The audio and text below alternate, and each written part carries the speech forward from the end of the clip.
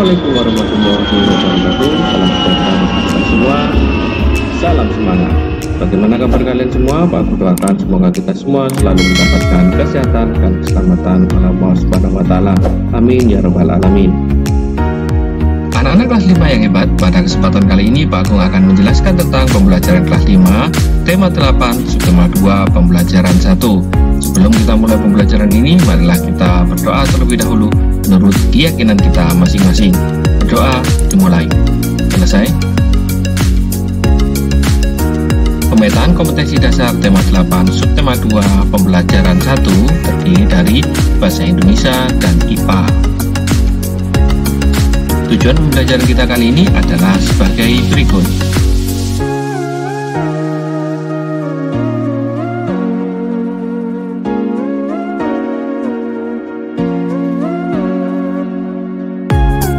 Baik anak-anak kelas 5 yang hebat, apakah kalian sudah siap untuk menerima materi hari ini dari Pak Agung? Jika kalian sudah siap, mari anak-anak, kalian perhatikan pembelajaran satu ini mulai dari awal sampai akhir, karena di akhir pembelajaran nanti ada soal-soal yang harus kalian kerjakan. Selamat menyaksikan.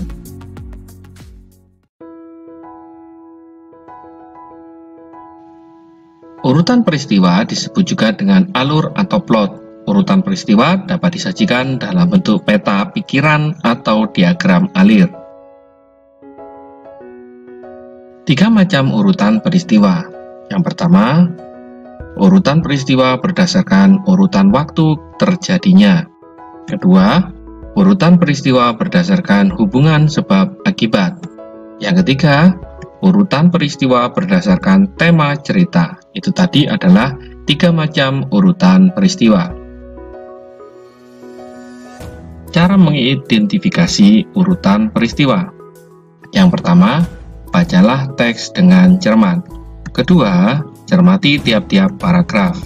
Yang ketiga, perhatikan waktu serta keadaan yang terjadi dalam cerita. Yang keempat, catatlah tiap-tiap peristiwa yang terjadi secara berurutan dalam bentuk peta pikiran atau diagram alir. Itu tadi adalah cara mengidentifikasi urutan peristiwa. Coba kalian perhatikan gambar A berikut ini. Kalian lihat di sini ada pemandangan desa yang indah. Di situ ada terlihat pegunungan dan tanaman-tanaman yang hijau. Nah, sekarang bandingkan dengan gambar B berikut ini. Gambar B menunjukkan adalah tanah yang retak dan gersang. Di sini menunjukkan bahwa tanah tersebut kekurangan air. Perhatikan kedua gambar berikut ini. Gambar A menunjukkan daerah yang subur dengan cadangan air yang melimpah. Sedangkan gambar B menunjukkan daerah yang gersang dan kekeringan dengan tidak adanya cadangan air. Tahukah kalian, lingkungan pada gambar A bisa berubah menjadi gambar B? Hal tersebut dapat terjadi jika kita tidak menjaga lingkungan. Misalnya, dengan adanya penebangan hutan secara liar sehingga menyebabkan hilangnya cadangan air tanah yang diakibatkan tidak adanya daerah peresapan air. Begitu juga sebaliknya, lingkungan seperti gambar B bisa berubah menjadi lingkungan gambar A. Hal tersebut dapat dilakukan dengan cara melakukan reboisasi dan selalu menjaga kelestarian hutan yang merupakan daerah resapan air utama.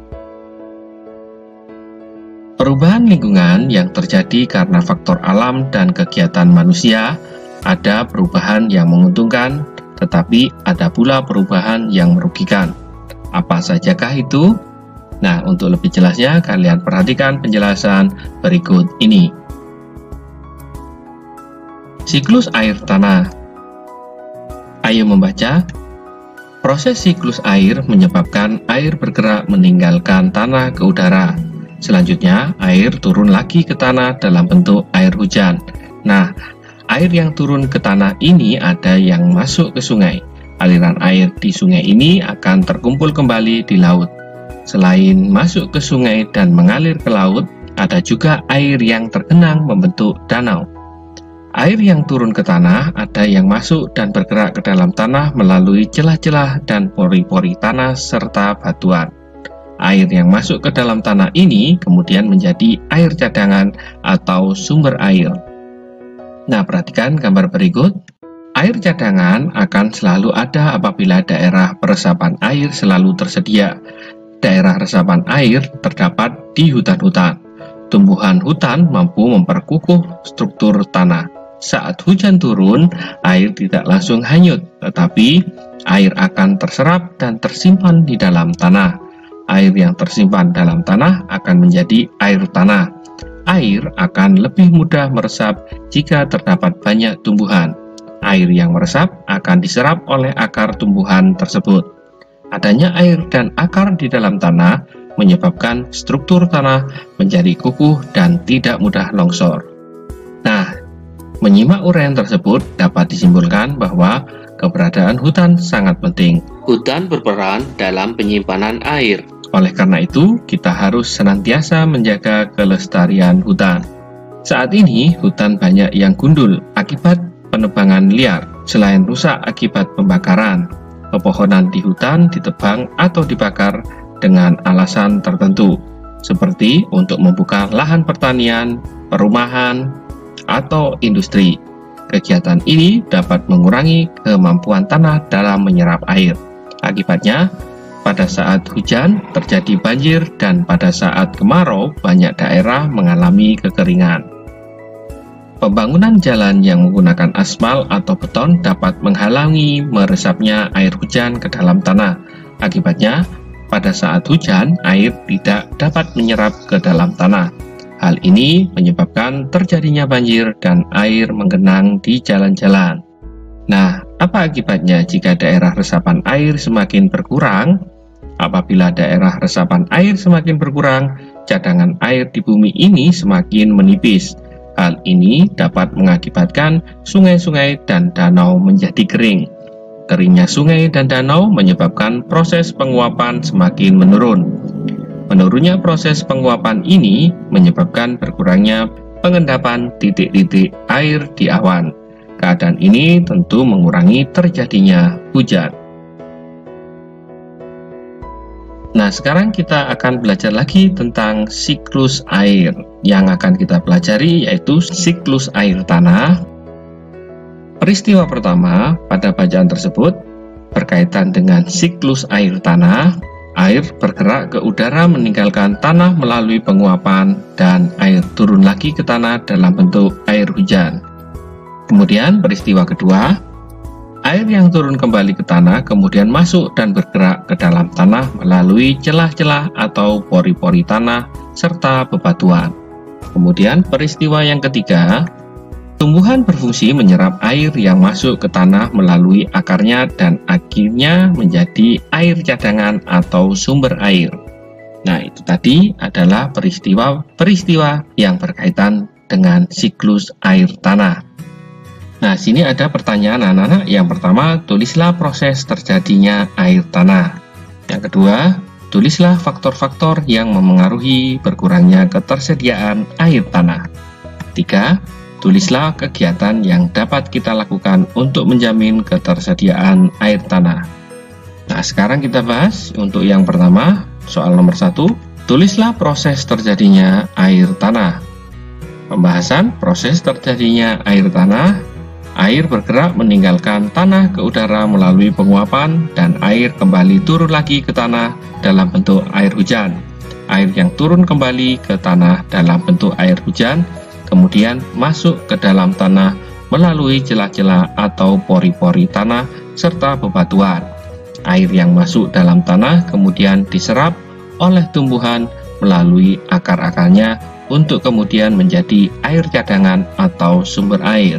Nah, itu tadi adalah proses terjadinya air tanah. Kemudian pertanyaan nomor 2, tulislah faktor-faktor yang memengaruhi berkurangnya ketersediaan air tanah. Pembahasan faktor-faktor yang mempengaruhi ketersediaan air tanah adalah sebagai berikut. 1. Faktor alam, yaitu kondisi tanah dan kondisi iklim. Kemudian yang kedua, faktor aktivitas manusia, yaitu penebangan hutan secara liar, pembukaan lahan pertanian, perumahan, perindustrian, pembangunan jalan yang memakai aspal atau beton yang mengakibatkan terhalangnya air meresap ke dalam tanah. Itu tadi adalah faktor-faktor yang mempengaruhi ketersediaan air tanah. Berikutnya pertanyaan yang nomor 3. Tulislah kegiatan yang dapat kita lakukan untuk menjamin ketersediaan air tanah. Kegiatan yang dapat kita lakukan untuk menjamin ketersediaan air bersih. Yang pertama, bijaksana dalam memakai air atau hemat air. Yang kedua, menanam pohon atau melakukan penghijauan. Yang ketiga, membuat lubang resapan. Yang keempat, mengurangi sampah atau limbah. Nah, itu tadi adalah kegiatan yang dapat kita lakukan untuk menjamin ketersediaan air bersih. Mari kita ingat kembali tentang siklus air. Nah, perhatikan gambar siklus air berikut ini. Siklus air ini dimulai dari evaporasi atau penguapannya air yang ada di permukaan bumi, dan juga ada transpirasi, yaitu menguapnya air dari tumbuhan-tumbuhan. Evaporasi dan transpirasi ini menguap dan menuju ke udara, kemudian terjadi pengembunan atau kondensasi dan berkumpul menjadi satu sehingga terjadilah awan. Karena awannya mendingin, lama-kelamaan awan tersebut menjadi berat dan terjadi presipitasi atau turunnya titik-titik air hujan. Hujan yang turun ke permukaan bumi ada yang masuk ke sungai, danau, dan ada juga yang masuk ke dalam tanah. Air hujan yang masuk ke dalam tanah ini akan menjadi sumber air tanah. Nah, perhatikan penjelasan berikut. Jadi, air yang turun ke tanah ada yang masuk dan bergerak ke dalam tanah melalui celah-celah dan pori-pori tanah serta batuan. Air yang masuk ke dalam tanah ini kemudian menjadi air cadangan atau sumber air tanah. Nah, perhatikan gambar berikut. Nah, yang ditunjuk Pak Agung di sini ada siklus air. Jadi, air yang turun kemudian masuk ke celah-celah bebatuan dan menjadi sumber air tanah atau cadangan air. Hal yang dapat mengganggu ketersediaan air tanah. Yang pertama, penebangan atau pembakaran hutan secara liar. Yang kedua adalah penutupan permukaan tanah dengan beton dan aspal. Itu tadi hal yang dapat mengganggu ketersediaan air tanah. Cara menjaga keberlangsungan siklus air dan air tanah. 1. Menjaga kelestarian hutan. 2. Melakukan reboisasi hutan gundul. 3. Menanami lahan kosong di sekitar rumah. 4. Membuat lubang biopori di halaman kebun atau lahan kosong. 5. Membiarkan halaman terbuka dan tidak tertutup beton atau aspal. Nah, itu tadi adalah cara menjaga keberlangsungan siklus air dan air tanah. Tugas kalian di rumah adalah sebagai berikut. Jawablah pertanyaan-pertanyaan di bawah ini. Nah, di sini anak-anak hebat kelas 5 ada 10 pertanyaan yang harus kalian kerjakan. Jika kalian memperhatikan penjelasan Pak Agung dari awal tadi sampai akhir ini, kalian akan mudah dalam mengerjakan pertanyaan-pertanyaan berikut ini. Sebelum mengerjakan, jangan lupa kalian berdoa terlebih dahulu supaya diberikan kemudahan dan kecerdasan oleh Allah Subhanahu wa Ta'ala. Amin ya Rabbal 'Alamin. Tetap semangat dan selamat mengerjakan. Demikian materi kelas 5 tema 8 subtema 2 pembelajaran 1. Semoga pembelajaran kali ini dapat bermanfaat dan menambah motivasi belajar serta mempermudah dalam pemahaman materi. Tetap semangat belajar di rumah, selalu berdoa supaya pandemi ini cepat berakhir. Jaga kesehatan, jaga kebersihan lingkungan, dan jangan lupa selalu cuci tangan sebelum atau sesudah aktivitas. Sebelum kita tutup pembelajaran ini, marilah kita berdoa terlebih dahulu. Berdoa dimulai. Selesai. Terima kasih sudah menyaksikan video pembelajaran ini. Sampai berjumpa lagi pada materi selanjutnya. Wassalamualaikum warahmatullahi wabarakatuh.